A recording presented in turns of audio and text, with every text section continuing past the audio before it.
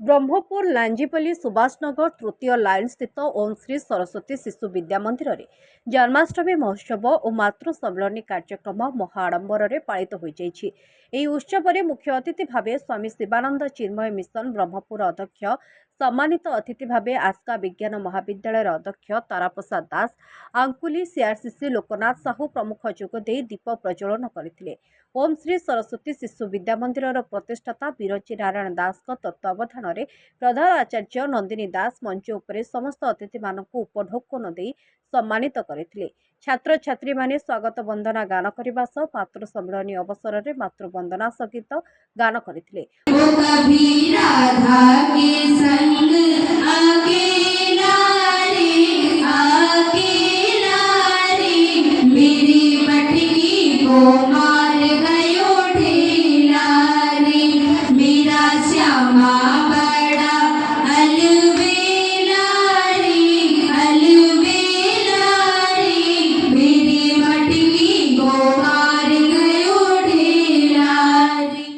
अतिथि माने जन्माष्टमी महोत्सव उपरे किछि वक्तृता देथिले।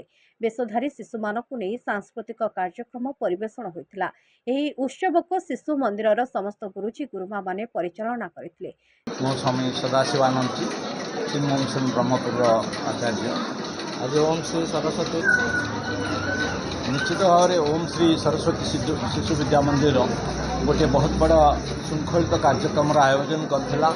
इथे आमर जो मातृ सम्मेलनी होता माँ मैंने बहुत संख्यार आसते कना शिशु मैंने आम समस्त को कना माँ मान को देवकी माता यशोदा माता आदर्श आज बुझे से अनुप्राणित कर मातृशक्ति जागृत है लेकिन राष्ट्र जागृत हम से विषय आम मार्गदर्शन कर विषय छात्र छात्री कौन कहे छात्र छात्री को मो विशेष उपदेश यह कली जे कना आज जेहेतु भगवान कृष्णकर जन्मदिन थिला तेणु कना भगवान कृष्ण जमी जीवनचर्या जमी दिनचर्या पालन करते से भाई आम छात्र छात्री मैंने दिनचर्या सेमती पालन करूँ।